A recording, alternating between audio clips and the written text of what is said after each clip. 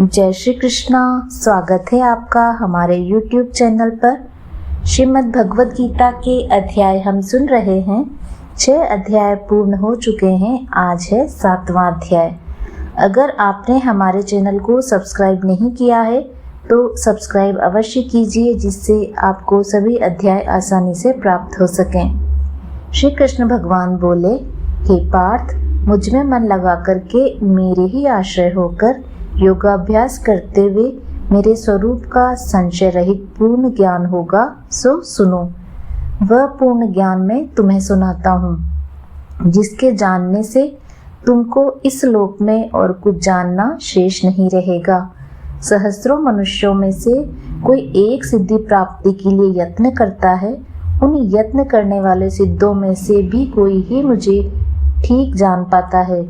पृथ्वी, जल, अग्नि, वायु, आकाश, मन, बुद्धि और अहंकार, ये 8 प्रकार की मेरी प्रकृति है। इस प्रकृति को अपरा अचेतन अर्थात जड़ कहते हैं। और हे महाबाहो, इससे दूसरी प्रकृति चेतन है, जिसने संपूर्ण जगत धारण किया है।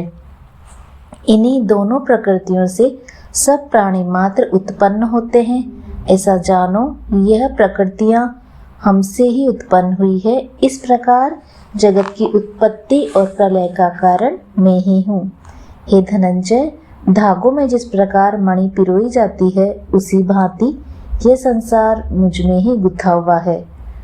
मुझसे परे और कुछ भी नहीं। हे कुंती पुत्र, जल में रस में मैं ही हूँ।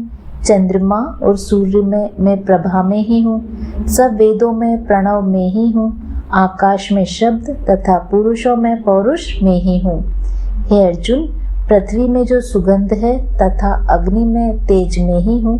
हे पार्थ, संपूर्ण प्राणियों में सनातन बीज रूप मुझको ही जानना। बुद्धिमानों में बुद्धि रूप और तेजस्वियों में तेज में ही हूँ।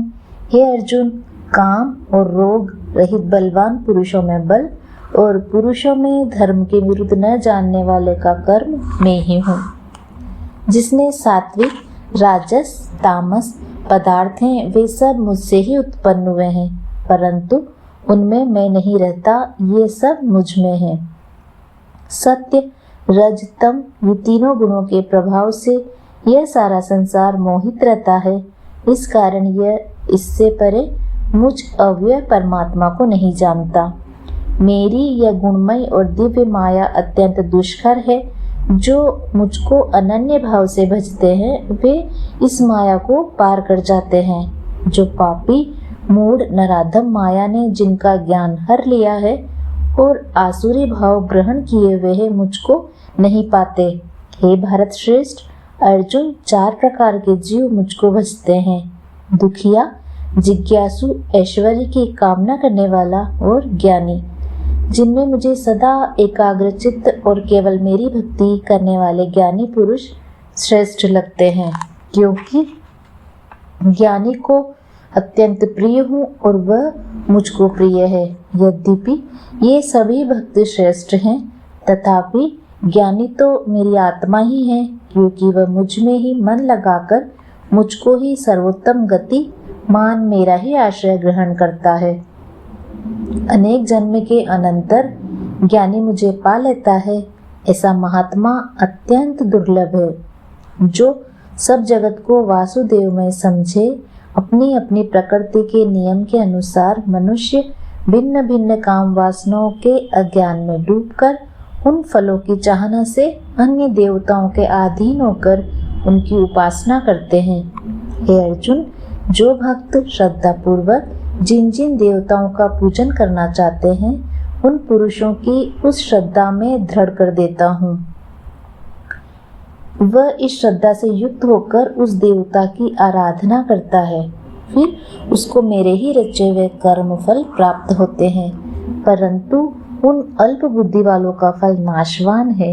देवताओं के आराधना करने वाले देवताओं को मिलते हैं और भक्तजन मुझ में मिल जाते हैं। मेरे अव्यय अविनाशी अत्युत्तम स्वरूप को न जानकर मंदबुद्धि लोग मुझे अव्यक्त और व्यक्त देहधारी मानते हैं। मैं योग माया से आच्छादित होने के कारण सबको नहीं दिखता।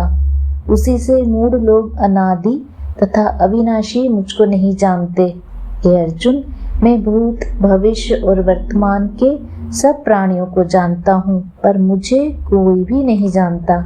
हे भारत, हे परंतप, इच्छा और द्वेष से उत्पन्न होने वाले सुख और दुख आदि द्वंद्वों के मोह से जगत के सभी प्राणी भ्रम में फंस जाते हैं।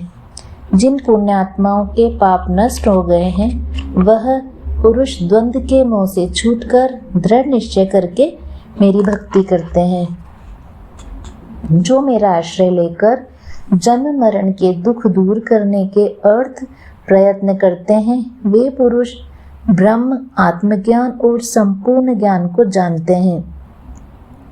जो अधिभूत, अधिदेव और अधियज्ञ इन सब में व्यापक मुझे जान पाते हैं, वे समाधिस्थ पुरुष मरण काल में मुझको जानते हैं। 7वां अध्याय समाप्त। 7वें अध्याय का महात्म्य।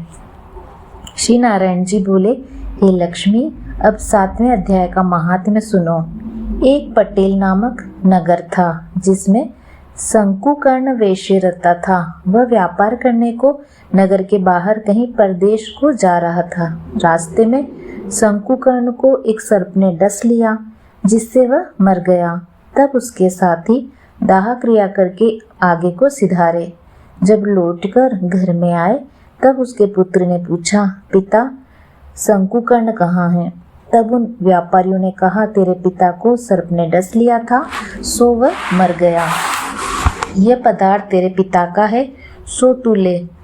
पुत्र ने कहा, जिस सर्प ने मेरे पिता को काटा है, मैं उसको मारूंगा। उन व्यापारियों से कहा, चलो वह जगह बताओ जहां मेरा पिता शंकुकर्ण मरा। व्यापारियों ने वहां ले जाकर उसको खड़ा कर दिया। देखा तो वहां एक वामी है, जिससे वह कुदीले से खोदने लगा। जब छेद बड़ा हुआ तो वहां से एक सर्प निकला। सर्प बोला, तू कौन है? मेरा घर क्यों खोदता है? उस बालक ने कहा, मैं शंकुकर्ण का पुत्र हूँ। जिस सर्प ने मेरे पिता को मारा है, मैं उसको मारूंगा। तब सर्प ने कहा, हे पुत्र, मैं तेरा पिता हूँ, तू मुझे इस अधम देह से छुड़ा और मुझे मत मार। यह मेरा पूर्व जन्म का कर्म था, सो मैंने भोगा। तब पुत्र ने कहा, हे पिता, कोई यत्न बताओ जिससे तुम्हारा उद्धार हो। तब उस सर्प ने कहा, हे पुत्र, किसी गीता पाठी ब्राह्मण को घर में भोजन कराओ और उसकी सेवा करो, तो उसके आशीर्वाद से मेरा कल्याण होगा। तब उस बालक ने अपने घर में, उस नगर में जितने गीता का पाठ करने वाले थे, उन सबको बुलाकर श्री गीता जी के 7वें अध्याय का पाठ करवाया और उनको भोजन करवाया। तब उन ब्राह्मणों ने आशीर्वाद दिया। तब तत्काल वह धमदेह से छूटकर देवदेही पाकर विमान में चढ़कर आकाश मार्ग को जाता हुआ अपने पुत्र को धन्य धन्य कहता हुआ बैकुंठ धाम को प्राप्त हुआ। उम्मीद करती हूँ आपको ये 7वां अध्याय व उसका महात्म्य पसंद आया होगा। अंत तक आप हमारी कहानी में जुड़े रहे, उसके लिए धन्यवाद। जय श्री कृष्ण।